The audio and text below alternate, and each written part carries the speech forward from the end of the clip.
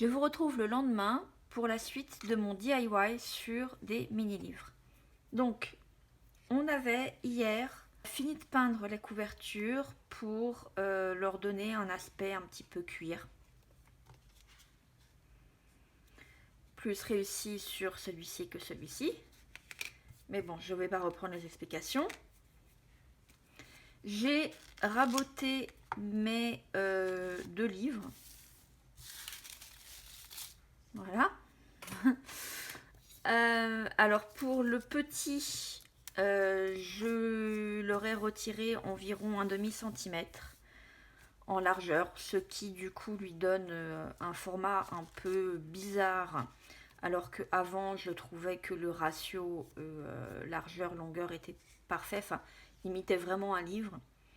Mais pour qu'il rentre bien dans ma couverture, et alors c'est un peu court, hein, encore que pas tellement. Peut-être que la couverture dépasse un chouïa trop, mais en même temps, je sais pas si vous allez voir.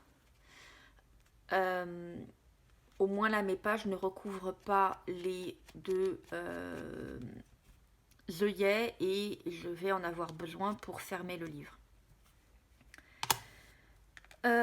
Pour celui-ci, j'ai retiré pratiquement 1 cm en largeur, ce qui en fait lui donne un meilleur ratio qu'avant, je trouve. Ça ressemble davantage à un ratio de livre. J'ai pas voulu en retirer plus, mais du coup, lorsque je le place, les pages empiètent encore à peu près à moitié sur mes onglets, sur mes œillets. Donc j'espère que ça va pas poser de problème. La morale de tout ça, c'est que de toute évidence, lorsque j'ai placé mes bouts de carton pour calculer la taille de la couverture, j'ai été beaucoup trop juste. Donc à l'avenir, je saurai qu'il faut que je m'ajoute un demi, voire 1 centimètre de marge de plus de chaque côté. Donc sur la longueur comme ça, 2 fois plus. Qu'est-ce qu'il nous reste à faire? Il nous reste à coller les pages à la couverture et également à mettre notre papier intérieur. Alors à nouveau, il faut que je fasse attention à mes œillets. Donc du coup, c'est pour ça, vous voyez que j'ai bien peint l'intérieur, parce que sur un bouquin normal, le papier intérieur, il est plus quelque chose comme ça par rapport à la couverture. Il est vraiment très proche du bord. Mais moi, j'ai mes œillets, et comme je les ai déjà placés avant de coller ça, du coup, je vais être obligée de reculer mon papier de couverture intérieure pour éviter les œillets. Donc ça va plus me donner quelque chose comme ça. C'est pas grave, parce que sur ce projet-là, les livres n'ont pas vocation à être ouverts, en vérité. Pourquoi est-ce que je m'embête du coup à mettre mon papier intérieur si de toute façon on va pas le voir? C'est juste parce que ces petits livres sont de l'entraînement pour moi. Ça va me servir pour que je fasse les erreurs sur eux et que je les fasse pas sur d'autres projets où là, ce sont des carnets à vocation d'être utilisés, donc ouverts et manipulés. La version la plus simple, ce serait de le coller comme ça, puis de rajouter les pages comme ça, mais c'est pas joli. L'idée, c'est au niveau de la reliure de se rapprocher de quelque chose comme ce livre. C'est-à-dire, on ne voit pas la reliure ici, les pages sont collées en... Comment on va voir le mieux? En ouvrant. En livret, j'espère que vous voyez, mais sinon prenez à peu près n'importe quel livre.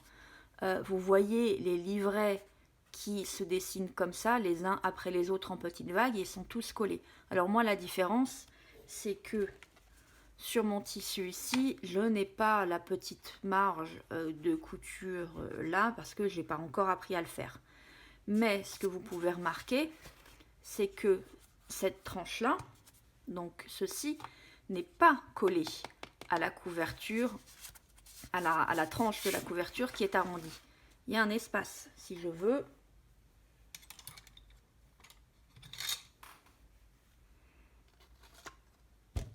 je peux passer quelque chose. Et donc, qu'est-ce qui tient les pages vraiment à la couverture? C'est le papier de couverture intérieure. Je ne suis pas sûre de la terminologie française à ce sujet. En anglais, on dit end paper, papier de fin. Parfois, on dit aussi marble paper, du papier marbré. Et donc, ce papier, il est généralement plus épais que... Vous ne sentirez pas, mais bon, moi je le sens. Il est légèrement plus épais que le papier des pages lui-même. Et donc, il est collé ici à la couverture. Donc, vous voyez en dessous, vous voyez la couverture qui a été, celle-ci qui a été repliée. Donc, exactement ce qu'on a fait ici. Hop, on a replié là. Le papier est collé par-dessus, comme ça. Jusqu'au moment où on a la pliure de la tranche, puis il se termine collé sur une bande à la première page de mon livre, c'est-à-dire de mon premier livret. Et exactement pareil à la fin. Donc c'est ce qu'on va essayer de faire aujourd'hui. Pour récapituler, mon papier, il va falloir que je le colle comme ça directement sur ma couverture, jusqu'à l'endroit où la tranche débute, où il y a ma pliure. Puis, il doit être collé à mon papier, à la première page de mon papier. Quelque chose comme ça.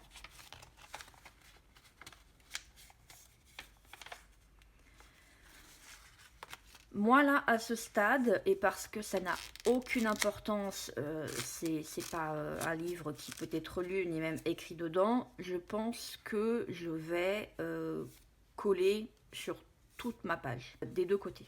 La question que je me pose, c'est que j'ai imprimé ça sur une imprimante laser, et donc du coup c'est du papier normal d'imprimante. Même si mon livre ne va pas être ouvert, donc il ne va pas être manipulé, donc le papier ne va pas fatiguer à force d'être ouvert et fermé. Je pense quand même au niveau de la pliure, à cet endroit où on passe de la couverture aux pages, pour une si faible épaisseur de papier, j'ai peur que ce soit un peu fragile. Donc je me demande si je ne vais pas le consolider avec du tissu autocollant de chez Action. Et pour ce genre de choses où ce serait complètement invisible, puisque ça viendrait juste consolider mon papier qui serait collé à la couverture, je me dis que je vais essayer ça. Je vais couper la caméra, je vais le faire sur un pour voir comment je me débrouille et on fera le deuxième ensemble. Alors, verdict et apprenons de nos erreurs. Comme vous le voyez, c'est pas très droit tout ça. Alors, la première erreur que j'ai commise, si vous voyez, c'est que mon papier de fin n'est pas aussi grand que la page. Parce que autant j'ai pensé à prendre les mesures vers le haut et sur le côté pour éviter l'œillet, autant en bas, je l'ai fait un peu au pif et j'ai pas pensé en fait à vérifier que la mesure que j'avais prise faisait la taille de ma page. Bon, et j'y penserai à l'avenir. Ensuite, ici, j'ai collé directement et ici, j'ai consolidé mon pli avec du tissu. J'imagine que c'est mieux quand même. Alors, ce que j'ai fait, c'est que en fait, j'ai collé d'abord mon papier de fin sur les pages, l'une après l'autre, et ensuite j'ai mis la colle sur ces deux côtés là et je les ai collés en même temps et j'ai mis du poids par dessus pour que ça reste bien. Pardon, en fait comme j'avais prévu quand même un petit peu large, ici c'était trop long, donc après avoir collé j'ai donné un coup de cutter pour raboter. Ça s'est mieux passé ici où vous voyez que c'est globalement droit par rapport à la couverture. Ici je suis quand même bien parti sur les côtés. Donc c'est aussi perfectible. Par contre, je regarde un petit peu à ce niveau-là et c'est pas folichon. Je sens comme de la résistance. Déjà, vous voyez que ça se décale énormément à ce niveau-là. Hein. Ça fait pas du tout la même chose que ça, où là, ça reste bien droit quand même. Moi, j'ai clairement ma page qui est ramenée en arrière et qui du coup est beaucoup plus courte que ça. Et puis ça se tient quand même pas très bien, je trouve. Alors du coup, j'ai mieux regardé comment était fait mon livre de recettes. En fait, le papier de couverture intérieure, non seulement ici, il est collé donc par une bande sur ma page, ce qui d'ailleurs me fait penser que peut-être qu'en ne collant qu'une bande et pas sur toute la page, ça évite justement de tirer la page en arrière. Mais surtout, quand on regarde bien, j'espère que vous verrez, en fait, ce papier-là, il n'est pas collé directement sur la couverture. Il est collé sur un autre papier qui fait le tour comme ça. Qui n'est pas collé sur la tranche, mais qui en fait englobe la tranche des pages. J'ai un papier qui globalement est collé comme ceci. C'est lui qui est collé directement sur la couverture et qui n'est pas collé sur la tranche, mais qui est collé également comme ça. Et mon joli papier décoratif, lui, est collé comme ceci. Et du coup, ça évite d'avoir cet effet de décollement ici et des pages qui sont un petit peu écartelées par rapport à leur livret.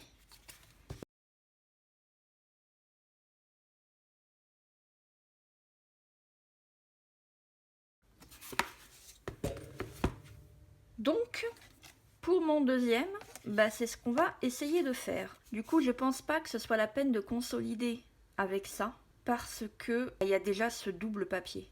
Ok, on finit ce projet aujourd'hui parce que là je commence vraiment à en avoir marre et ça me bloque trop dans d'autres trucs. Donc pour reprendre, j'ai pris plus large à dessin. Pour les trois là pour l'instant, j'ai pris la taille de ma couverture et normalement je devrais pouvoir raboter après. Donc mon papier blanc là, il est collé à mes pages uniquement au niveau de la tranche. Donc je vais avoir quelque chose comme ça. Mon premier papier ici va être collé à ma page blanche de brouillon comme ça, puis va déborder, alors normalement juste sur une petite partie de la page, mais moi je pense que je vais quand même continuer de le coller sur toute la surface pour que ça fasse une plus jolie finition vu que j'ai pas de page de titre et de garde. Et pareil de l'autre côté, et une fois que tout ça se sera collé là-dessus, lui sera collé à la couverture ici et ici, mais surtout pas au niveau de la tranche pour qu'on puisse continuer à ouvrir le bouquin en ayant l'arrondi. Souhaitez-moi bonne chance. Comme moi, j'ai une limitation à cause des œillets là, donc il va vraiment falloir que je rabote à la fin. Et notamment un œillet en haut, je vais coller ma tranche plutôt vers le bas du papier, tout en veillant quand même à essayer de coller droit. Pour avoir légèrement à raboter en bas, mais pas trop, et que la majorité du rabotage se fasse par le haut. J'espère vraiment que ça va marcher. Hein. Parce que le truc, c'est qu'en fait, bon, j'ai pas non plus hyper cherché, mais des tutoriels pour comment relier des livres, j'en ai regardé quand même un paquet. Et j'en ai trouvé aucun qui explique cette technique-là. La technique pour coller les livrets entre eux, ça oui. Mais passer de cette étape-là vraiment au collage sur la couverture, j'en ai pas trouvé.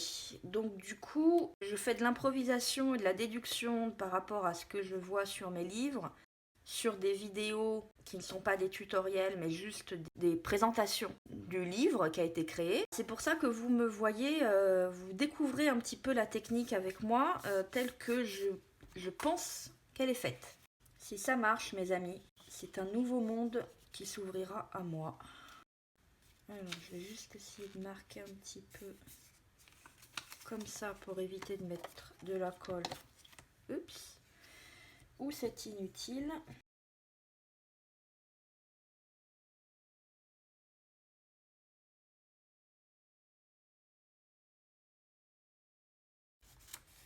On marque bien. Je sais pas si vous voyez, mais là, je marque bien le pli ici avant de coller sur ma page. Bon, je l'ai peut-être un peu trop fait là. Vous voyez, ça me fait ça. C'était mieux fait de l'autre côté. Alors, on recommence. Il est encore temps de corriger.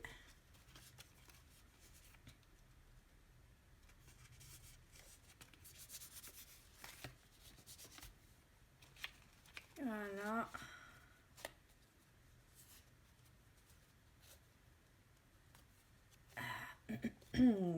Que ça donne quelque chose comme ça.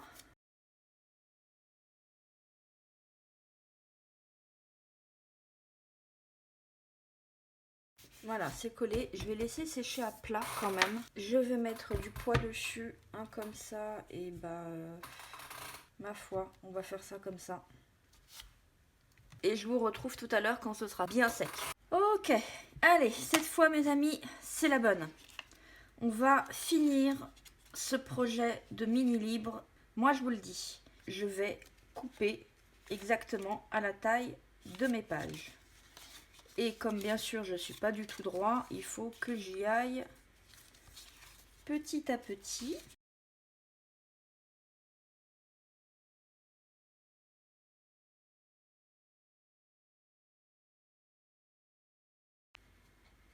Alors là, je ne vais pas le couper tout de suite.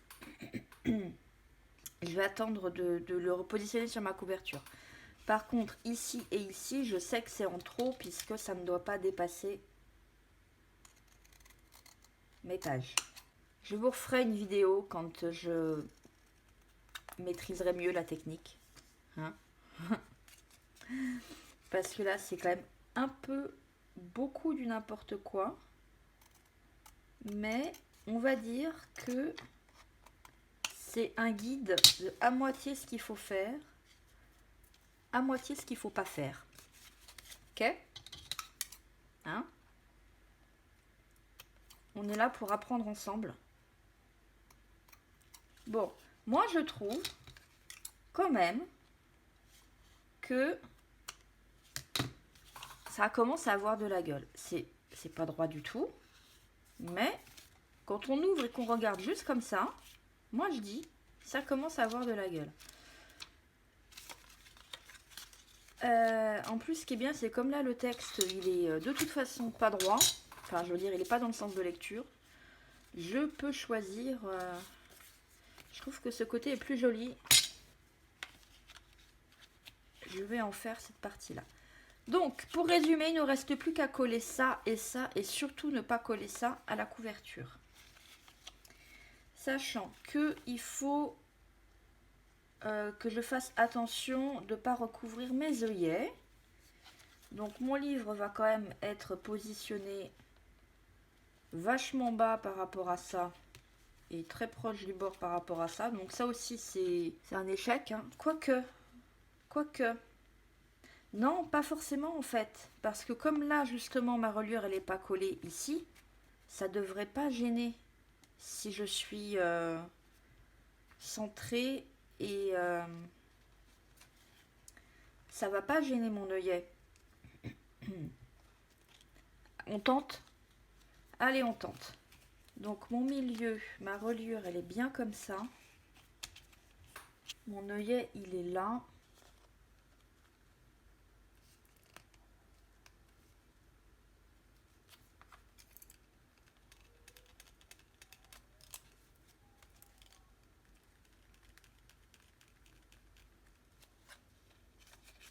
On essaye. On essaye comme ça. Ça vous dit d'essayer comme ça?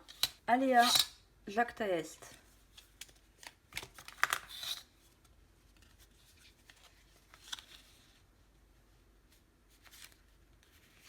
Bon, déjà, j'ai quand même vachement bien fait de peindre vachement en profondeur. Hein. Ça tient. Donc, il ne reste plus qu'à mettre de la colle là et là.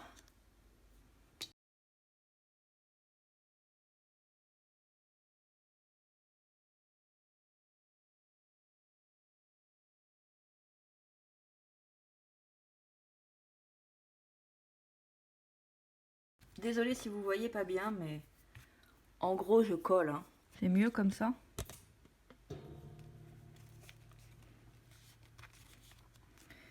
En gros, je colle. J'aplatis bien, surtout sur les bords. Là, j'ai mes deux œillets ici et ici bien dégagés. C'est ce que je voulais.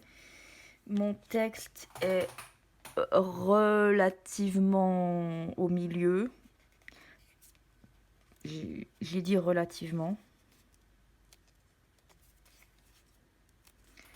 Je vais mettre du poids et on n'en parle plus. Alors, il se trouve que j'ai oublié de vous filmer le résultat final du deuxième mini-livre. Et comme je l'ai utilisé pour faire ma couronne de porc d'automne, je peux même pas rattraper le coup et vous le filmer maintenant. Je me sens trop bête. D'un autre côté, soyons honnêtes, c'est très certainement pas non plus la dernière fois que je vous ferai le coup. C'est le problème de ces projets qui s'étalent sur plusieurs semaines. À force, je sais plus où j'en suis, je sais plus où je me suis arrêtée. Et bah de toute évidence, j'ai cru que j'avais filmé la présentation finale alors que non. Voilà. J'ai même pas pris de photos pour tout vous dire. Celles que j'avais prises pour faire les miniatures pour YouTube et mettre sur Instagram, elles ont été prises quand j'avais fini le premier mini-livre mais pas encore commencé le deuxième. Donc j'ai vraiment absolument rien à vous montrer. Désolée. J'espère malgré tout que ce petit tuto expérimental vous aura plu et surtout vous aura été utile. De mon côté, je vais continuer à m'entraîner et varier les techniques de reliure. Donc si ça vous intéresse, on pourra continuer d'expérimenter ensemble. D'ici là, je vous dis à bientôt dans une prochaine vidéo. Bye bye!